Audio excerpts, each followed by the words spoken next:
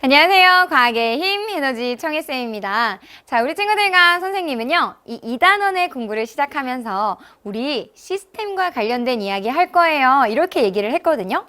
그리고 어느덧 우리 이 시스템을요, 3개로 나눴는데 이 3가지를 모두 학습했습니다. 정말 우리 친구들한테요, 잘했다라고 이야기하고 싶고 칭찬해주고 싶습니다. 자, 그러면 우리 친구들 마무리까지 잘할 수 있어야겠죠. 그러면 우리가 오늘은요, 이 2단원의 전체 대단원 마무리로 함께 해보도록 할 거고요. 먼저 문제풀이도 함께 해보도록 할 건데요. 그래서 해시태그 첫 번째는 먼저 우리 대단원 마무리, 그리고 두 번째로는 다양한 문제풀이로 함께 해보도록 하겠습니다. 자, 그러면 오늘도요, 역시나 선생님이 픽한 사진 POTD로 공부 시작해야겠죠? 그 POTD 함께 만나보도록 하겠습니다. 자, 오늘 선생님이 픽한 사진은요, 바로 이 사진인데요. 선생님, 저 사진 아무리 교재를 뒤져봐도 없어요. 맞아요. 선생님이요, 이 2단원을 생각했을 때, 아, 2단원은 요런 키워드로 이런 이야기들을 정리하면 한눈에 이 2단원을 정리할 수 있지 않을까라고 해서 선생님이 키워드를 조금 뽑아본 거예요. 선생님이 뽑은 키워드를 한번 보니까 지금 시스템이라는 것이 보이고요. 우리가 공부했던 3개의 시스템이 모두 보이죠. 지금 보니까 어때요?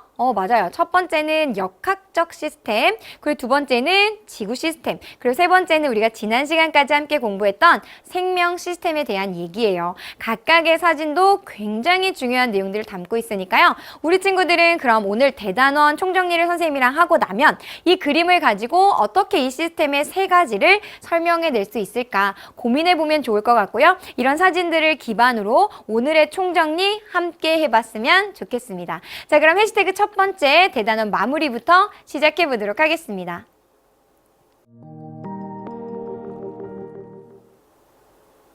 자, 그러면 지금부터 선생님이랑 이 시스템에 관련된 이야기를 좀 정리를 해보도록 할 건데요. 우리 친구들은 반드시 지금 선생님이랑 배우고 있는 내용, 지금부터 정리할 이 내용이요, 생소한 개념이 아니어야 돼요. 우리 친구들이 분명히 이 2단원의 3가지의 시스템에 대해서 다 공부를 했다라고 생각을 하고요. 정말 이 시간에는 내가 놓친 부분은 없는지, 내가 바르게 이해하고 있는지, 나라면 어떻게 저런 내용들을 정리해야 하는 것인지 점검하는 시간이니까요. 지금은 빠르게 내용들을 확인하고 넘어가는 차원으로 보셔야 된다는 거예요. 절대로 선생님 저런 내용이 있었나요? 저건 왜 이렇게 설명을 짧게 해주시나요? 지금 그런 시간이 아니라는 거예요. 만약에 내용을 모르겠다면요, 반드시 해당되는 단원으로 돌아가셔서 그 내용을 복습을 하고 지금의 강의를 수강해주면 되겠습니다. 자, 그럼 우리 시스템에 대한 이야기 할게요. 우리가 시스템이라는 걸 뭐라고 했냐면 커다란 전체 영역 안에 각각의 구성 요소들이 서로 일정한 규칙을 가지고 상호작용한다고 했죠. 그 상호작용으로 인해서 결국에는 균형을 유지하고 있는 전체적인 집합, 모임, 우리는 그것을 시스템이에요 라고 얘기했던 거예요. 그래서 우리가 3가지의 시스템으로 같이 공부를 했었는데 그 첫 번째 시스템이 바로 역학적 시스템이었죠. 자, 그러면 역학적 시스템을 우리가 어떻게 정의했었어요? 힘이 작용하고 이렇게 얘기했다고요. 힘이 작용하는 커다란 공간에 각각을 이 역학적 시스템을 구성하고 있는 구성 요소들이 서로 상호작용합니다. 그래서 균형을 유지하고 있어요. 그 전체적인 집합이 역학적 시스템입니다. 우리 이렇게 얘기했다고요. 자, 그럼 선생님 질문할게요. 이 역학적 시스템은 구성하고 있는 구성 요인이 무엇인가요? 바로 나와야 돼요. 선생님 그거요, 질량을 가지고 있는 모든 물체예요. 그래서 우리 그때 지구, 태양, 공기마저도 질량을 모두 가지고 있기 때문에 이 역학적 시스템의 구성이 됩니다 라는 이야기 했다고요. 자, 그리고 이 역학적 시스템을 정의할 때 맞아요, 힘이 작용하는 이렇게 정리했었죠. 그럼 힘이 뭐예요? 이제는 바로 나와야죠. 맞아요. 선생님, 어떤 물체의 모양이 변해요? 운동 상태는 빠르기와 방향이라고 했었고 그런 것들을 변하게 하는 원인이 힘이에요. 좋아요. 자, 그러면 우리가 힘이 작용하는 그 거대한 그 공간에 결국 구성 요소들이 질량을 가진 모든 물체가 서로 상호작용하면서 균형을 유지하는 것이 역학적 시스템입니다. 이렇게 얘기했으니까 이제 그럼 그 힘이 작용하고 있는 그 물체들에 어떠한 규칙성이 있는지 그 힘의 법칙을 공부합시다. 우리 이런 이야기를 했어요. 그래서 우리가 첫 번째 봤던 것은 그럼 힘이라는 것이 작용하면 변화하게 하는 원인이 힘이니까 변화가 생겨야 됩니다 라는 이야기였던 거예요. 그래서 우리가 운동을 크게 먼저 두 개로 나눠봤었죠. 힘이 작용하지 않는다면 혹은 힘이 작용한다면, 다시 얘기하면 변화가 없는 운동 그리고 변화가 있는 운동일 거예요. 그럼 첫 번째 우리가 같이 정리했던 건 무슨 법칙이에요? 뉴턴 운동 제1법칙은요. 우리가 어떻게 정리했었냐면 관성 법칙입니다. 이렇게 정리했고요. 물체에 작용하는 뭐가? 그렇죠. 우리 계속 얘기하고 있는 힘. 근데 선생님이 조금 더 좁혀 들어가자고 했던 그렇죠. 우리는 그것을 알짜 힘이에요. 이렇게 얘기했죠. 물체에 작용하는 모든 힘의 합력을 얘기했었어요. 그 알짜 힘이 0일 때 그러면 변화가 없다는 거예요. 변화하게 하는 원인이 0일 때 그 말이죠. 그랬더니 정지해 있던 물체에 변화 없으려면 어떻게 해요? 당연히 정지해 있고 운동하던 물체는요. 방향도 바꾸면 안 돼요. 빠르기도 바꾸면 안 돼요. 그 방향 그대로 그 속도 그대로 가는 걸 방향은 안 바뀌었습니다. 직선. 속도도 안 바뀔 거예요. 속력도 안 바뀔 거예요. 그러면 등속. 우리는 그것을 등속 직선 운동합니다. 이렇게 공부했던 거예요. 기억되실까요? 자, 여기까지가 알짜 힘이 0일 때 물체는 어떤 운동하나요? 라는 이야기였다면 이제 이 물체에 힘이 작용한다면 그 물체의 운동은 어떻게 달라지나요? 라고 하면서 우리는요. 뉴턴 운동 2법칙을 공부했는데 힘이 가해졌으니 즉 알짜 힘이 0이 아니라면 변화는 생길 거예요. 그럼 우리 그 변화량을 무엇으로 이야기하기로 했냐면 결국 속도의 변화량, 즉 1초 동안 그 물체의 속도는 어떻게 변화하고 있습니까? 우리는 그게 무슨 법칙이었죠? 그렇죠. 가속도 법칙입니다. 즉 가속도라는 게 뭐예요? 1초 동안 그 물체의 속도가 얼마나 변합니까? 우리 그걸요. 가속도라고 얘기하기로 했다고요. 즉 1초 동안 변하는 속도의 변화량을 우리는 가속도라고 했고 그러면 이 가속도라는 건 변화예요? 속도의 변화량. 그럼 변화하게 하는 원인이 뭐예요? 그렇죠. 힘이에요. 그러면 힘이 많이 작용하면 힘이 크게 작용하면 결국 속도 변화량은 커지겠네요. 당연히 속도 변화량은 작용하는 힘에 비례할 거예요. 힘을 많이 준다면 속도 변화량 커지겠네요. 되셨나요? 자, 그러면 만약에 같은 힘이 작용해요. 여기에는 툭 건드리고요. 저쪽에는 왕창 건드려요. 건드리는 물체가 같다라고 한다면 당연히 어떤 물체의 속도 변화량이 크게 나타나요? 질량이 작은 물체. 그래서 선생님이 조그마한 돌멩이랑 이만한 바위에 대한 얘기를 했다고요. 기억나시죠? 아, 그럼 선생님 질량의 반비례 했었죠. 그래서 우리는 이제 딱 나와야 돼요. 아, 1초 동안 속도의 변화량이라는 것은 힘에 비례하고 질량에 반비례합니다. 따라서 우리는 이것을 가속도 법칙이다 이렇게 공부했었고요. 선생님이 반드시 가속도 법칙이니 A는 N분의 F예요 라고 기억해달라고 했고 조금 더 우리에게 입에 잘 붙는 표현은 F는 MA예요 라고 정리했었죠. 하지만 F는 이라고 돼버리는 순간 힘에 대한 서술식이 되어버리므로 우리 친구들은 반드시 가속도 A는 힘에 비례하고 질량에는 반비례합니다 라고 기억해주면 되겠습니다. 자, 그러면 우리 가속도 법칙, 속도가 변하는 운동 어떤 거 공부했어요?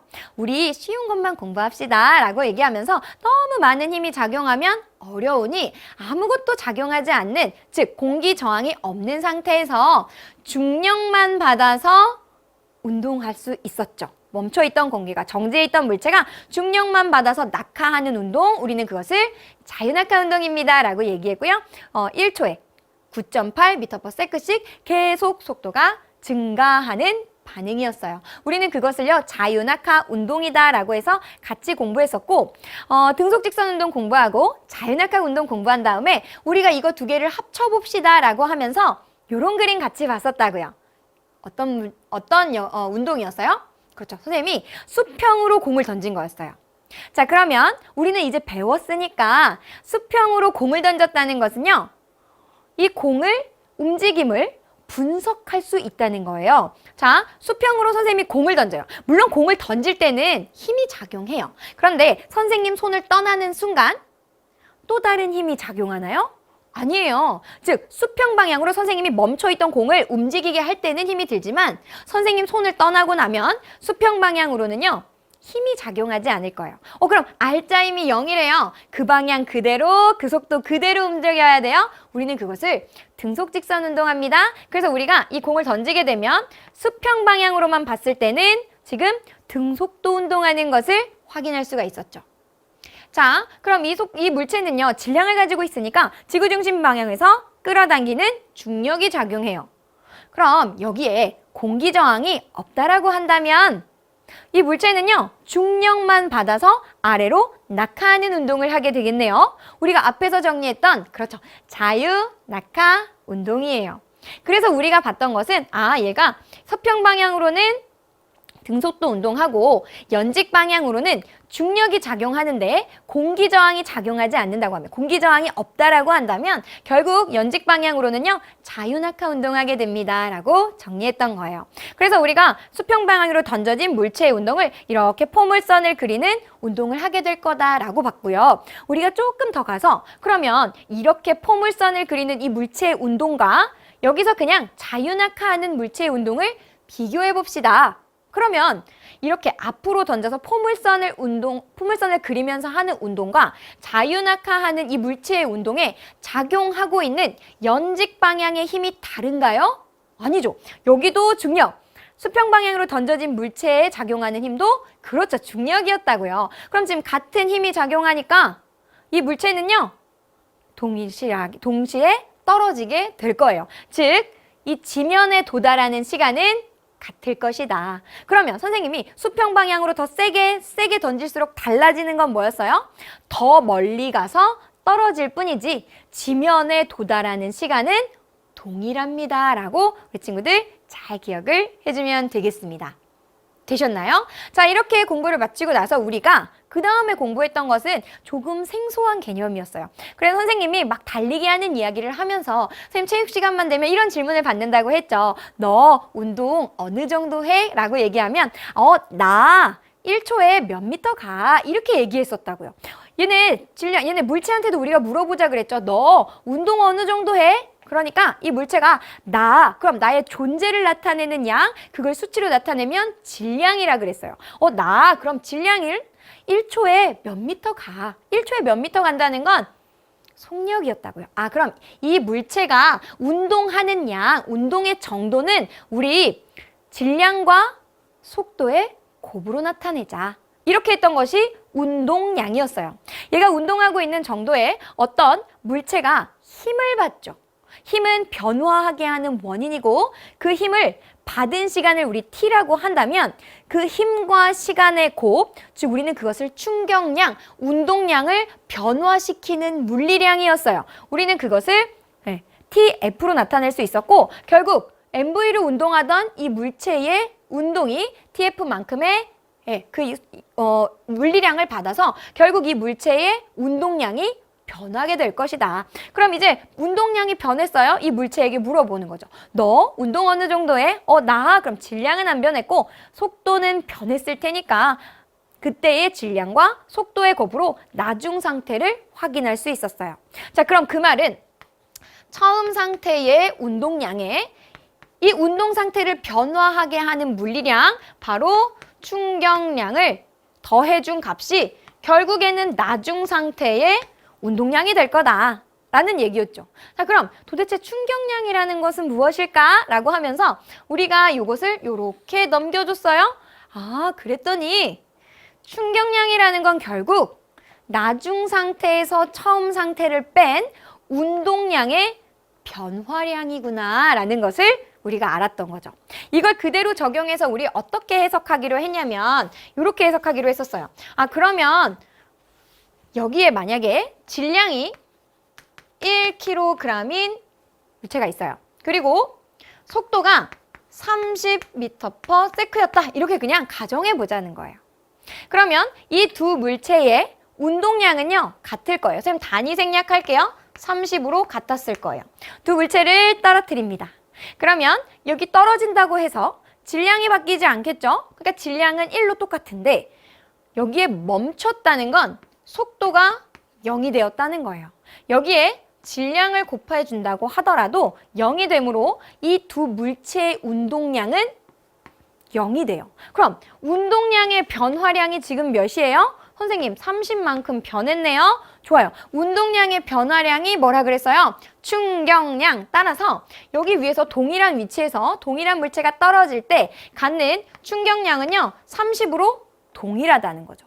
그때 선생님 무슨 얘기했냐면 충격량이라는 건 물체가 받은 힘, 그리고 그 힘을 받은 시간의 곱으로 나타날 수 있다고 했는데 방석에 떨어질 때 푹신하기 때문에 힘을 받은 시간이 길다 그랬어요. 그래서 얘를 5초라고 한다면 힘은요, 지금 30을 내려면 6N의 만큼의 힘이 작용하는 거고, 여기 콘크리트 바닥에는요 바로 닿자마자 깨져버렸어요. 즉 힘을 받는 시간이 1초로 짧았어요. 그 말은 30N의 힘을 받게 됐다는 거죠. 두 물체가 받은 충격량은 30으로 같아요. 그런데 뭐가 달라요? 지금도 대답해야 돼요. 충격량은 같지만 힘을 받는 시간을 다르게 했더니 결국 충격력이 달라지더라. 그래서 우리 그거 그래프에서 어떻게 해석했냐면 이 아래 넓이가 해당하는 것이 뭐였어요? 그렇지, 충격량이었다고요. 그것은 30으로 똑같아요. 근데 힘을 받는 시간, 지금 콘크리트 바닥은요 선생님 1초라고 했고, 지금 여기 방석에는요 선생님 여기가 5초입니다 이렇게 했다고요. 그랬더니 여기에 평균 힘, 여기 평균 힘 구하는 것도 우리 같이 했었죠. 콘크리트 바닥에서는 지금 평균 힘이 30N이 되었고, 여기 평균 힘, 방석 위에서는 6N의 힘으로 충격력이 낮아진 것을 볼 수가 있어요. 우리는 이렇게 충격량이 같을 때 힘을 받는 시간을 길게 해줌으로써, 즉 푹신하게 만들어주면서 충격력을 줄여줄 수 있어서 많은 안전장치에 활용했습니다 라는 것까지 우리 친구들 기억해주면 되겠습니다. 되셨을까요? 좋아요. 이렇게 하면 우리 친구들 첫 번째 역학적 시스템이 끝난 거였죠. 두 번째 우리가 공부했던 건 바로 지구 시스템에 대한 이야기였는데요. 이 지구 시스템 역시 거대한 태양의 역학적 시스템의 일부입니다 라고 얘기했었어요. 그것이 바로 지구 시스템이었고, 결국 이 지구 시스템도요 구성하고 있는 요소들이 서로 상호작용하면서 균형을 유지하는 거대한 집합이었어요.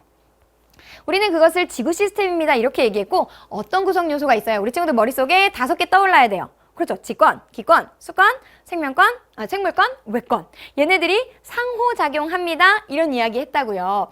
그러면서 선생님이랑 무슨 얘기 했어요? 물질이 이동하는데 에너지도 함께 흘러요. 그러면서 결국 얘네들은 균형을 유지하고 있습니다. 그때 에너지원으로 작용하는 것들이 있었어요. 뭐였죠? 이 지구 시스템의 에너지원, 우리가 3가지 같이 정리했었죠. 첫 번째는요, 태양복사 에너지예요. 태양복사 에너지가, 맞아요, 이것이 에너지원이 돼서 우리한테 나타나는 자연현상은 뭐가 있었어요? 맞아요. 2가지 기억하고 있네요. 대기가 순환합니다. 해수가 순환합니다. 풍화작용, 침식작용 일어나요. 이런 것들이 태양복사 에너지가 근원이 돼서 일어났던 거였어요. 자, 그 다음 우리가 배웠던 건 지구 내부 에너지죠. 지구 내부 에너지는 지구 중심으로부터 나오는 열, 혹은 암석에 있는 방사성 원소가 붕괴되면서 방출하는 열 에너지였어요. 이런 것 때문에 나타나는 것은, 그렇죠, 우리 친구들 바로 나오네요. 화산, 그리고 지진, 이런 것들이 바로 지구 내부 에너지가 에너지원이 돼서 나타나는 현상이었어요. 마지막 하나 봤던 건, 맞아요, 조력 에너지였고요. 이것 때문엔 밀물, 썰물 같은 것들을 우리가 확인했었어요. 또 멀리 있는 태양보다 가까운 달의 영향이 더 크게 나타납니다 라는 부분도 같이 우리 친구들 봐주시면 되겠습니다. 자, 그러면 우리가 태양 복사 에너지에 의해서 결국 물질이 순환하고 에너지가 흐르는 거, 이런 경우도 살펴봤고 많은 부분 봤지만, 지구 내부 에너지가 에너지원이 돼서 결국에는 화산활동, 지진이 일어나는데 이러한 다양한 지각 변동을 같이 한번 살펴봤던 것이 있어요. 그러면서 우리가 판이라는 것이 무엇인가요? 판에 대한 얘기를 했다고요? 자, 우리 친구들 질문할게요. 판이 뭐예요? 선생님 그냥 땅이에요. 에이, 그렇게 얘기하면 안 되잖아요. 지각, 그리고 그렇죠, 그 안에 상부 멘틀인데 몇 킬로미터까지? 좋아요, 100km까지. 우리 그게 판입니다. 암석권. 이렇게 공부했어요. 그럼 멘틀의 100km에서 400km까지는 그렇죠, 연약권. 근데 여기가 부분적으로 융해되어 있어서 얘네가 멘틀 대류를 일으키게 되었고, 얘네가 멘틀 대류하니까 그렇죠, 판이 움직였어요. 지구 전체 표면을 보니까 하나의 거대한 하나의 판으로 이루어진 게 아니라 다 조각조각 아주 크고 작은 다양한 판들이 서로 구성되어 있었는데, 이 판들은요 서로 제각기 다른 방향, 다른 속도로 아주 천천히 움직이고 있었다고요. 그러다 보니까 우리가 지구의 이 지도를 펼쳐봤을 때 어떤 판은 가까워지기도 하고 어떤 판은 멀어지기도 했어요. 혹은 어떤 판은요, 어긋나는 판도 있었다는 거예요. 그래서 우리가 무슨 얘기를 했냐면, 이런 모든 판의 경계에서 판이 멀어지기도 하고, 즉 발산형 경계, 판이 수렴하기도 합니다. 수렴형 경계, 판이 어긋나기도 해요. 판의 생성과 소멸이 그렇죠, 없습니다. 이름 뭐예요? 보존형 경계. 이렇게 경계를 세 개로 나누면서 결국 이 판의 경계에서 지각 변동이 일어납니다. 우리가 봤던 건 화산활동, 지진이었어요. 우리는 이 두 개만 볼 거예요. 이 얘기했다고요. 근데 이렇게 일어나고 나니 이 지각 변동에 의해서 다양한 독특한 지형이 나타나더라. 그래서 우리 친구들 반드시 이 내용을요, 정리하셔야 됩니다. 이 내용 어려워요. 우리 이렇게 같이 공부했다고요. 자, 그러면 쌤이랑 간단하게 한번 정리할 건데요. 그림을 전체적으로 보니까 판의 경계라는 걸 세 개로 구분할 수가 있어요. 보니까 어때요? 여기 지금 판이 가까워지네요? 가까워져요. 근데 여기 보니까 판이 멀어지는 것도 있어요. 그리고 판이 이렇게 정말 어긋나는 것도 있네요. 자, 그러면 요거 도대체 우리가 어떻게 정리해야 되는지 한번 우리 친구들도요, 빈종이 꺼내셔가지고 아니면 우리 친구들 잠깐 강의를 끊으시고 한번 정리한 다음에 선생님이랑 맞는지 맞춰보는 거예요. 자, 판의 경계를요, 선생님이랑 지금 세 가지로 정리해 보도록 할게요. 자, 첫 번째는 어떤 경계가 있어요? 판과 판이 멀어지는 경계. 우리 그거 뭐라고 했어요? 그렇죠? 발산형 경계예요. 되셨어요? 자, 발산형 경계는요, 해양판이 멀어질 수도 있고 대륙판이 멀어질 수도 있어요. 이렇게 멀어질 때 거기서 마그마가 위로 올라오게 되면서 새로운 판이 생성됩니다. 이렇게 얘기했죠. 그래서 해양판이 멀어지는 그곳에서 새로운 해양판이 생성되겠죠. 해양판이 멀어지는 경계, 또 대륙판이 멀어지는 경계가 있었다고요. 해양판이 멀어지게 되면서 새로운 판들이 계속적으로 만들어지는데 그곳에서 해저 산맥이 만들어진다고 했죠. 우리는 그것을 맞아요. 해령입니다. 이렇게 이야기했던 거예요. 자, 그러면 밑에 있던 마그마 같은 것들이 올라오게 되면서 화산활동 결과 판이 생성되니까 결국 여기에 화산활동이 있고 지진이 발생하는 거죠. 근데 그렇게 깊은 지진은 아니었어요. 천발 지진이 발생합니다. 보시면 되겠죠. 자, 여기 대륙판에서는요, 이렇게 해저 산맥은 아니고 여기는 열곡대 정도가 형성되었다라고 이해하시면 되겠습니다. 여기서 친구들이 같이 기억해야 되는 건 화산활동 있고 천발 지진 정도가 발생했습니다. 보시면 되겠죠. 자, 그럼 두 번째 어려웠던 건 여기예요. 선생님, 수렴형 경계가 까다로웠어요. 맞아요. 수렴형 경계를 좀 같이 정리해 보시면 먼저 해양판과 해양판이 만나는 경우부터 볼게요. 해양판과 해양판이 만나면 선생님, 해양판 똑같은 거 아닌가요? 아니었잖아요. 누가? 그렇죠. 보다 밀도가 큰 해양판이 판 아래로 들어가는 거? 그렇죠. 섭입한다. 이런 표현했고요. 판이 소멸합니다. 라는 이야기를 했다고요. 판이 판 아래로 들어가는 거예요. 얼마나 난리가 나겠어요. 그 판이 부딪히는 거기 내내 천발지진, 중발지진, 신발지진 다 일어난다고 했다고요. 자, 그리고 나서 여기서 마그마 같은 것들이 만들어지게 되면서 위로 어떻게 돼요? 화산활동 있죠. 그럼 그 화산활동 결과 섬들이 만들어지게 되는데 우리는 그것을 호상열도입니다. 이렇게 얘기했고요. 이렇게 판이 수렴하는 그 경계에 뭐가 만들어져요? 깊은 골짜기. 우리는 그것을 해구예요. 이렇게 얘기했던 거예요. 해구와 호상열도가 만들어지거나 혹은 여기가 대륙판이라고 한다면 해구와 뭐가 만들어져요? 여기 습곡 산맥이 만들어지게 된다라고 정리해 주시면 되겠습니다. 또 어떤 게 가능해요? 대륙판과 대륙판이 만들어질 수도 있겠죠. 이런 경우에는 습곡산맥과 또 해구가 만들어진다. 이런 것들 같이 한번 보시면 되겠습니다. 자, 그러면 대륙판이 만들어질 때 습곡산맥 같은 것들이 만들어지고 여기서 수렴형 경계에서 우리 친구들이 같이 기억해야 하는 것은 반드시 신발지진을 기억해 주셔야 돼요. 신발지진이 나타나는 유일한 판의 경계, 수렴형 경계입니다. 보시면 되겠습니다. 자, 그럼 마지막에 우리가 봤던 건 뭐예요? 보존형 경계죠. 보존형 경계에서는 해령과 해령 사이에 이 해령이 지금 이쪽으로 간다면 이 판의 경계에서는 판이 어긋나게 될 거예요. 판의 생성도, 발산형은 판의 생성, 수렴형은요 판의 소멸이 있었다고요. 근데 얘는 판의 생성도, 판의 소멸도 없습니다. 그래서 얘는요 화산 활동은 일어나지 않고 천발 지진 정도 발생합니다 라는 내용 기억하여 두시고, 이때 변원단층 생깁니다. 이런 내용까지 우리 친구들 같이 기억을 해주시면 되겠습니다.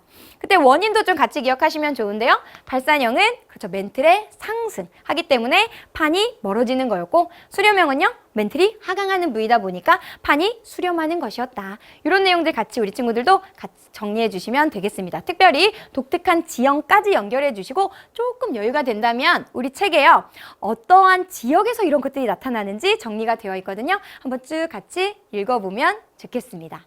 되셨죠? 좋아요. 자, 그러면 우리가 그 다음으로 이제 같이 공부했던 것은 생명 시스템이에요. 자, 그럼 생명 시스템을 먼저 무엇이라고 하는지 같이 보면 세포를 기본 단위로 한대요. 세포를 기본 단위로 해서 조직, 기관 등의 구성 요소의 상호작용을 통해서 다양한 생명 활동을 수행하는 시스템. 그것을 우리는 생명 시스템입니다. 이렇게 얘기했죠.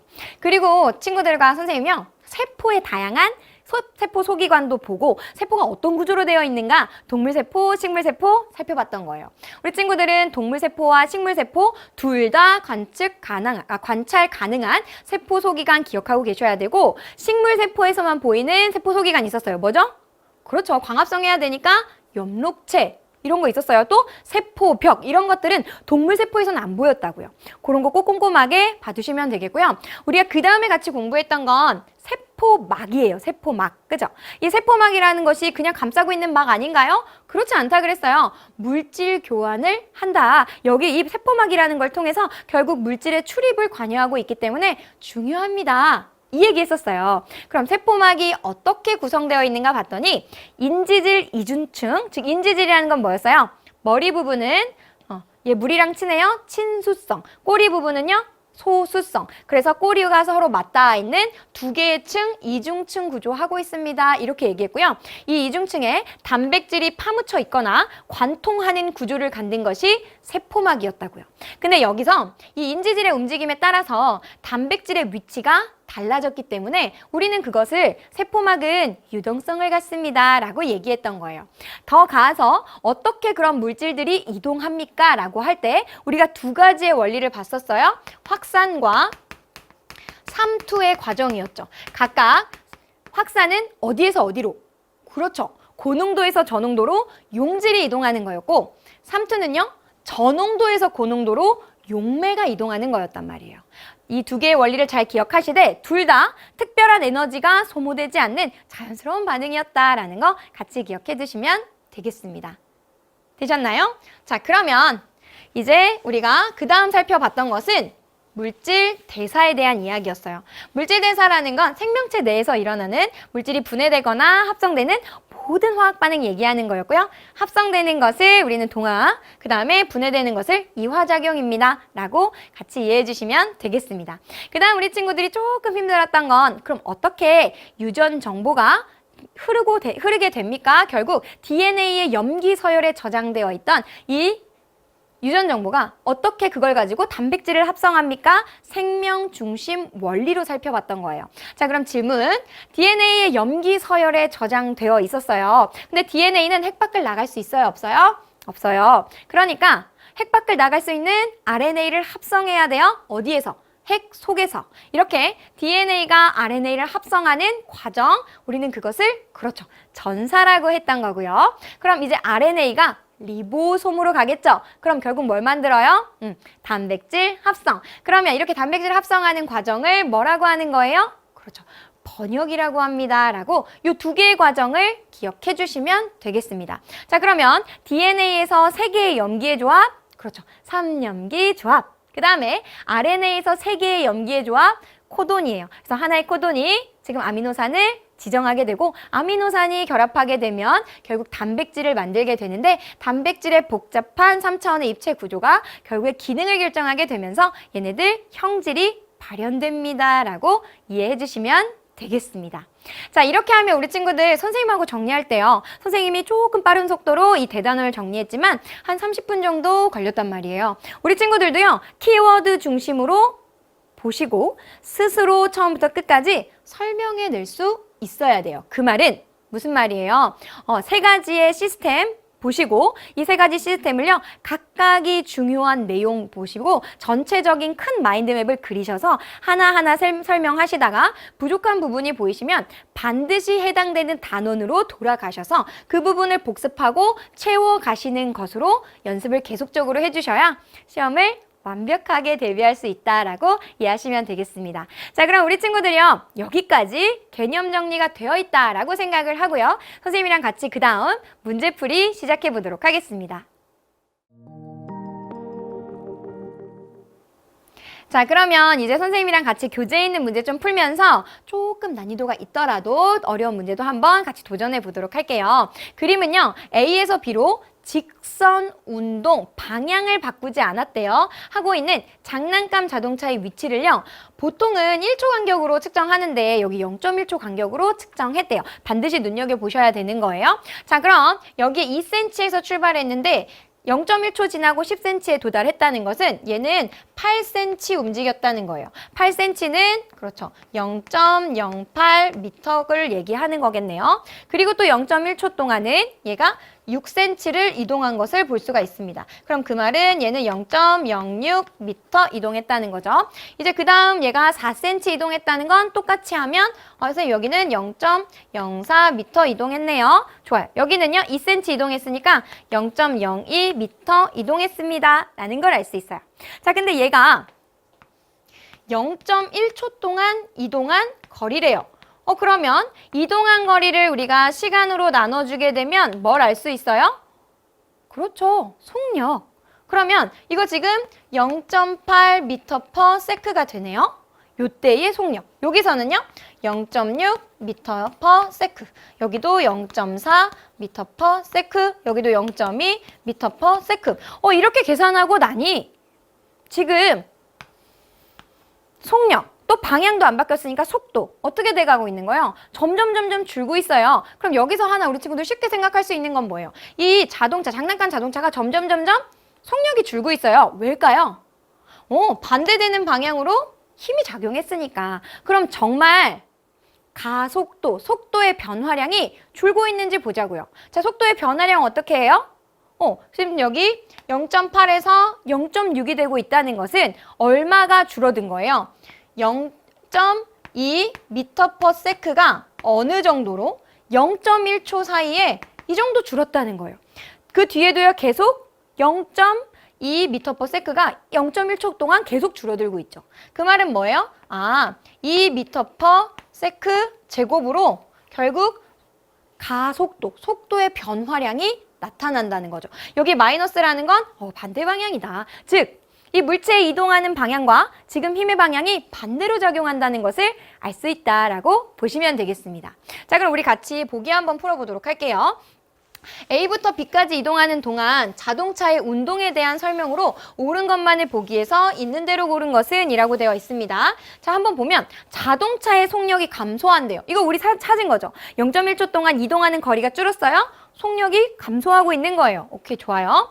자동차 1초 동안 속도 변화량의 크기는 우리 이거 계산했잖아요. 그럼 어떻게 계산했어요? 2m/s 제곱이라고 했는데 지금 1이라고 되어 있으니까 얘는 틀린 보기가 되겠네요. 자동차에 작용하는 알짜 힘의 방향은 자동차의 운동 방향과 반대 방향이었는데 지금 운동 방향이 같다 이렇게 되어 있으니까요. 지금 정답은 1번을 정답으로 골라주면 되겠습니다. 자, 이 문제는요 조금 어려운 문제였어요. 그래서 우리 친구들 이 문제를 지속적으로 반복해서 보면서 내가 그냥 등속 운동 항상 속도 같아 라고만 끝내는 것이 아니라 속도가 변한다라고 한다면 가속도 법칙에서 어떻게 운동이라는 것이 변해가고 있고 힘의 방향과 결국 운동하는 방향을 어떻게 우리는 해석해내야 되는지 꼼꼼하게 문제풀이를 좀 해주면 좋겠습니다. 자, 그 다음 문제도 같이 한번 볼게요. 힘을 받는 시간을 길게 해서요. 우리 충격을 줄여주는 장치가 아닌 게 뭐냐요? 그럼 우리 무슨 얘기냐면 충격량이라는 건 물체에 작용한 힘에 그 힘을 받는 시간으로 우리는 결정을 했다고요. 근데 이때 충격량이 일정하다고 한다면 이 힘을 받는 시간을 크게 해주면 크게 해줄수록 충격력은 줄여줄 수 있습니다. 그때 이 시간을 늘려주는 이 방법의 하나가 뭐였냐면 푹신하게 만들어주는 거였어요. 여기를 결국 힘을 받는 시간을 길게 해주는, 여기에 보면 권투 시합 시 작용하는 글러브 보면 어때요? 푹신하죠. 또 여기 자전거 스프링 어때요? 푹신해요.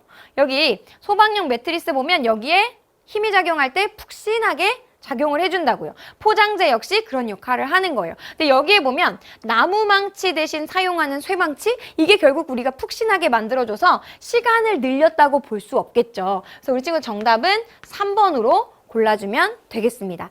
자, 충격량이 일정할 때 시간, 힘을 받는 시간을 길게 해주면 그때 충격력이라는 것은 작아지게 돼서 우리가 이런 것들을 안전장치에 많이 사용하고 있다라는 거 꼭 기억을 해주면 되겠습니다. 됐나요? 좋아요. 자, 그럼 우리 그 다음 문제도 같이 한번 보도록 할게요. 그림은 지구 시스템의 구성 요소 사이에 상호작용을 나타낸 것이다 라고 되어 있고요. 상호작용 A부터 E의 예로 옳지 않은 것은 이라고 되어 있어요. 자, 그럼 한 문장 한 문장 쌤이랑 좀 해석을 해보도록 할게요.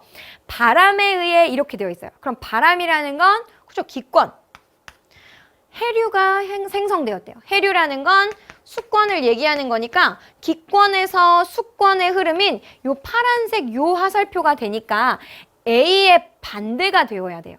그렇죠? 근데 지금 여기는 A라고 되어 있으니까 일단 정답은 1번으로 골라두고 나머지가 맞는지 확인해 보도록 할게요. 자, 오존층이 생성되어, 그럼 오존층이 어디 있어요? 기권에 있어요. 아, 기권이 육상 생물이 탄생하였다? 지금 생물권에 영향을 준 걸 얘기하는 거네요. 그럼 기권은 여기에 있고 생물권 가운데 있으니까 영향을 주고 있는 얘 빨간색 B, 바르게 연결되어 있는 거죠. 되셨죠? 자, 화산활동으로 이거 직권이고 원시 대기가 형성되었대요. 그럼 얘는 기권이 되니까 직권이 기권에 영향을 주고 있는 거예요. 그럼 직권이 기권에 영향을 주고 있는 빨간색, 바로 이 C와 연결을 해주면 되겠습니다. 자, 고생대의 산호가 그럼 뭐예요? 얘는 생물권 두꺼운 석회암을 형성했대요. 그럼 얘는 뭐예요? 직권이 되니까 생물권이 직권에 영향을 주는 거네요. 생물권이 지금 직권에 영향을 주는 D를 골라줘야 돼요. 그럼 D랑 연결이 되어 있네요. 맞는 보기. 석회암 지다에 지하수가 이렇게 되어 있어요. 그럼 얘는 수권인데 스며들어 동굴을 생성했다? 동굴이 뭐예요? 직권이죠, 직권. 그럼 수권이 직권에 영향을 주는 거니까 수권이 직권에 영향을 주는 E를 골라줘야 되는데 지금 E와 연결이 되어 있으니까요. 5번 역시 옳은 정답으로 골라주면 되겠습니다. 이렇게 하면 우리 친구들 1번을 골라줄 수가 있겠죠. 그래서 이런 문제들에서는요, 우리 친구들 절대로 실수하지 않는 것이 중요합니다. 어려운 문제가 아니니까요. 하나하나 우리 친구들 직접 어떤 권역대에 대한 설명인가 넣어보시고 화살표 찾아서 문제 해결해주면 되겠습니다. 자, 우리는 그 다음 문제 보도록 할게요. 그림 가와 나는요, 각각 동물세포 그리고 식물세포 중 하나를 나타낸 것이래요. 여기에서 A부터 E는 세포 소기관이다 이렇게 되어 있어요. 우리가 동물세포 그리고 식물세포에 대한 거 같이 공부를 했다고요. 그러면서 동물세포도 식물세포도 둘 다 관찰 가능한 세포 소비관이 있었고 식물세포에서만 관찰 가능한 세포 소기관도 있었어요. 자, 그럼 지금 우리가 A, B, C, D, E를 보면서 각각이 어떤 것인지 한번 찾아볼게요. A에 보니까 우리 친구들 이거 리보솜 할 때 같이 했던 생성된 여러 물질들을 세포 내에서 운반하기도 하고 물질 저장하기도 하고 이거 뭐예요? 그쵸? 우리 소포체입니다. 이렇게 이름 찾아주셔야 돼요. 소포체. 그 다음에 B는 유전물질 가지고 있는 지금 굉장히 중요해 보이는 거죠? 이거 뭐예요? 핵이다. 이렇게 보시면 되겠죠. 되셨나요? 그 다음에 여기 C, 지금 둘 다 가지고 있네요. 뭐예요? 여기서 세포호흡이 일어났었어요. 그렇죠. 우리 친구들 미토콘드리아 이렇게 보시면 되겠고요. D는 보니까 이 조그만한 이거 선생님 굉장히 중요해요. 정말 중요한 표시 해두세요. 여기서 단백질 합성하거든요. 이렇게 얘기했던 거예요. 그쵸? 이제 우리 생명중심 원리 배웠으니까 단백질 합성되는 곳 여기 리보솜이네요. 우리 친구들 이렇게 정리해주면 되겠습니다. 자, 그러면 여기에 얘는 지금 동물세포에선 안 보이고 여기 광합성 일어나는 이는 엽록체입니다. 이렇게 보시면 되겠고요. 얘는 식물세포에서만 관찰 가능하다라는 부분 같이 보시면 되겠네요. 자, 그럼 우리 같이 문제 한번 보도록 할게요. 이에 대한 설명으로 옳지 않은 것을 한번 골라보도록 할게요. A는 소포체였단 말이에요. 이런 소포체는 단백질 합성, 저장에 관여하고 있죠. 맞는 보기. 그 다음에 핵은요, 유전 정보를 저장한대요. 그렇죠. 핵의 가장 중요한 기능. 그 다음에 C와 E에서 물질 대사가 일어난다? 그럼 C는 뭐였어요? 우리 앞으로 잠깐 돌아가 보면 C는 미토콘드리아였고, E는 지금 광합성이 일어나는 엽록체였단 말이에요. 그러면 C에서는 미토콘드리아, 세포호흡 일어나고 E는 엽록체니까 광합성 일어나요? 그러면 이거 동화작용, 이화작용 일어나는 물질 대사 맞네요. 그러니까 얘도 맞는 얘기. D는 리보솜이었단 말이에요. 근데 리보솜이 생체막으로 쌓여있지 않죠. 정답이 지금 4번으로 골라주면 되겠고요. 5번에 보면 가는 동물세포였고요. 나는 엽록체를 가지고 있는 식물세포였다라는 것까지 우리 친구들 정답 골라주면 되겠습니다.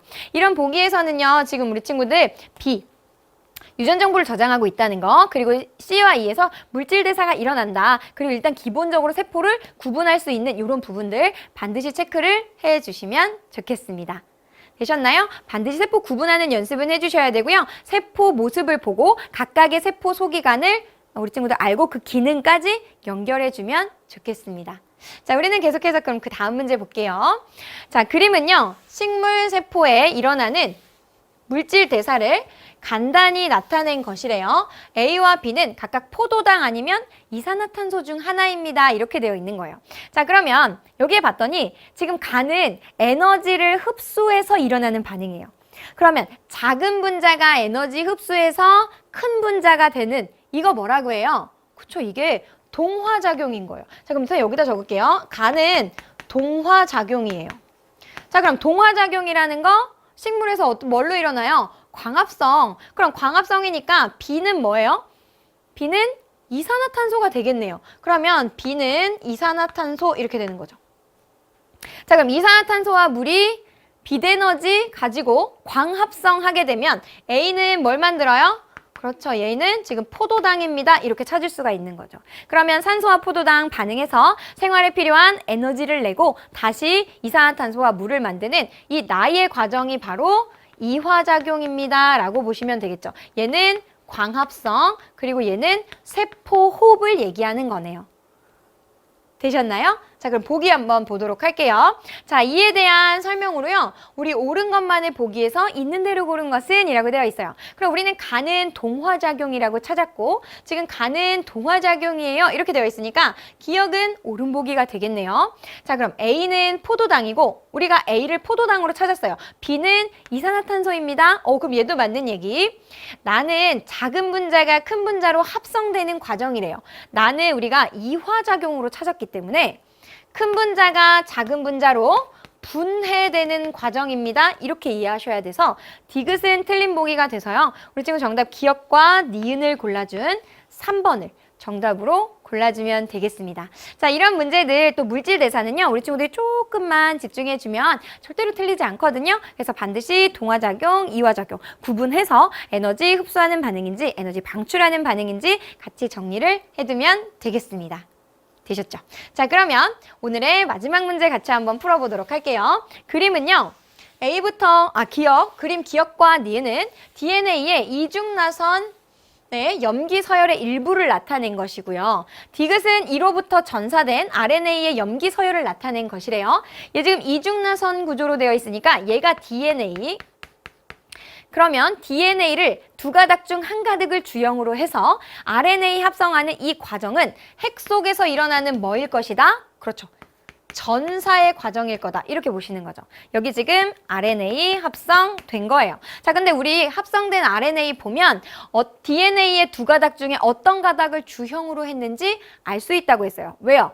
합성할 때 상보적 서열이 결정되니까. 지금 여기 유라실 되어 있다는 건 그러면 여기에 아데닌 가지고 얘 RNA 합성했다는 거겠죠. 그리고 여기 구아닌이라는 건 여기 사이토신. 구아닌, 사이토신이니까 결국 니은을 가지고 얘는 니은이 주형이 돼서 RNA를 합성한 겁니다. 라고 이해하시면 되겠습니다.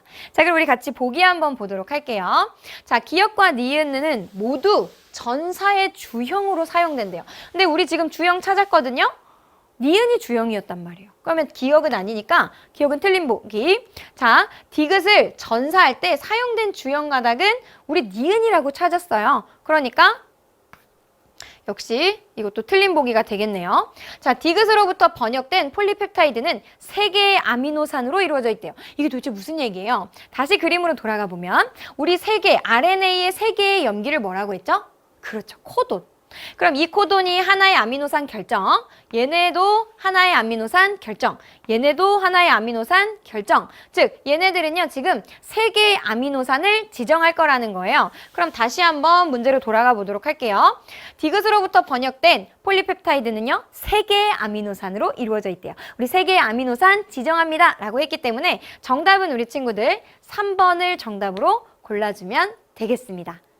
되셨나요? 이렇게 하면 지금 문제에서는 전사의 과정만 나왔지만 우리 친구들은 반드시 정리할 때는 핵 속에서 일어나는 전사, 그리고 리보솜에서 이 RNA를 가지고 결국 단백질을 합성하는 번역의 과정까지 전체적인 과정을 기억하셔야 되는데요. 전사와 번역을 우리 친구들 정리할 때 전사는 핵 속에서, 그리고 번역은 리보솜에서 일어나게 되면서 결국 DNA에 염기 서열에 저장되어 있던 유전 정보가 단백질까지 어떻게 이동하는가, 그 경로에 대해서 꼼꼼하게 복습을 해줬으면 좋겠습니다.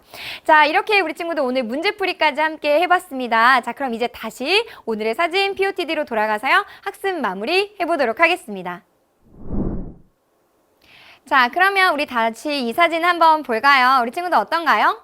지금 봤더니요, 선생님, 시스템이라는 키워드를 중심으로 우리가 함께 정리했던 역학적 시스템, 그리고 지구 시스템, 그리고 마지막 생명 시스템까지 정리가 되어 있네요. 정말 중요한 그림들도 정리되어 있는데 선생님, 제가 보기에는 이런 키워드가 더 들어가야 할 것 같아요. 혹은 이 사진이 빠졌어요 라는 것들이 보인다면요, 우리 친구들이 그런 내용들을 추가해서 또 우리 친구들이 생각하는 핵심 키워드를 넣어서 우리 게시판에 선생님, 제가 정리할 때 이 단어는 이렇게 정리했으면 좋겠어요 라는 것들 게시판에 차곡차곡 올려주면 좋겠습니다.